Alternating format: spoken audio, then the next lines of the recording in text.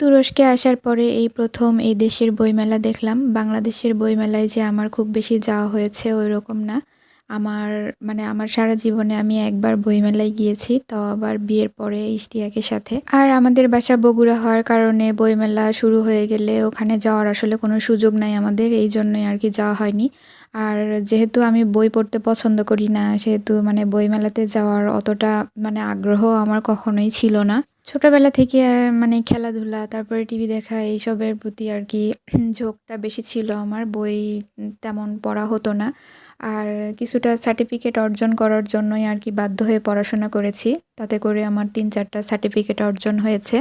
কিন্তু চাকরি-বাকরি না পাইলে আসলে সার্টিফিকেটের কোনো মূল্য থাকে না। তো আমার সার্টিফিকেটগুলাও এখন অকেজো হয়ে পড়ে আছে। যাই হোক, অনেক কথাই বলে ফেললাম, কিন্তু আমরা আসলে বইমেলার উদ্দেশ্যে বের হইনি। আমরা বের হয়েছি ঈদ উপলক্ষে কিছু কেনাকাটা করার জন্য, বাসার প্রয়োজনীয় কিছু জিনিস এবং মাছ মাংস টাইপ কিছু জিনিস কিনবো, তারপরে বাসায় ফিরবো। তো আমরা এই দোকানে এসেছিলাম একটা ওভেন দেখার জন্য। আমাদের বাসায় ওভেন ছিল না। তো ইদানিং বাসায় একটা ওভেনের প্রয়োজন বোধ করছি। মনে হচ্ছে এটা না হলে আর হচ্ছেই না। এজন্য ভাবলাম যে ঈদের আগেই কিনে নেই, যেহেতু ঈদের সময় ঈদের পরে আর কি অনেক মেহমান-টেহমান আসবে বাসায়। তাদের জন্য রান্না করে, আমি যেহেতু একা মানুষ, রান্না করলে আসলে সকাল থেকে যদি রান্না করি ওটা ঠান্ডা হয়ে যায়। পরে যখন দ্বিতীয়বার গরম করতে যাই খাবারের স্বাদটা নষ্ট হয়ে যায়। তাই ভাবলাম যেহেতু মেহমান আসবেই আর আমাদের প্রয়োজনও, সেহেতু এখনই কিনে নেই। তো আমরা কোন ওভেনটা নিব এটা সিলেক্ট হয়ে গেছে। তারপরে হচ্ছে ইশতিয়াক পে করছিল আর আমাদের বাসার অ্যাড্রেসটা ওখানে দিচ্ছিল যাতে ওনারা বাসায় পৌঁছে দেয়, আর আমি এখানে ভিডিও করছিলাম। এরপর এসেছি মাংসের দোকানে। ঈদ উপলক্ষে হচ্ছে গরুর মাংস কিনবো, এই জন্য এখানে এই দোকানে এসেছি।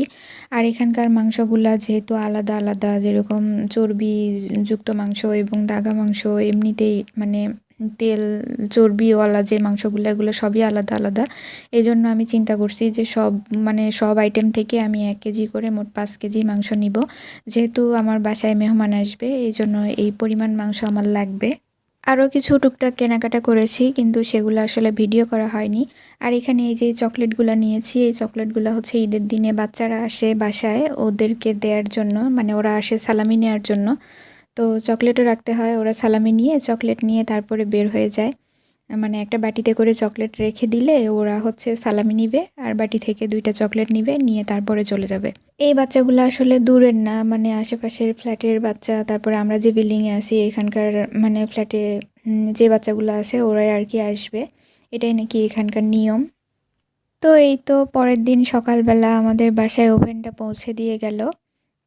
আমরা যেদিন কিনে রেখে এসেছি তার পরের দিন আর কি। তো ইশতিয়াক সকালবেলা হচ্ছে অফিসে যাওয়ার আগেই পৌঁছে দিয়ে গেছে।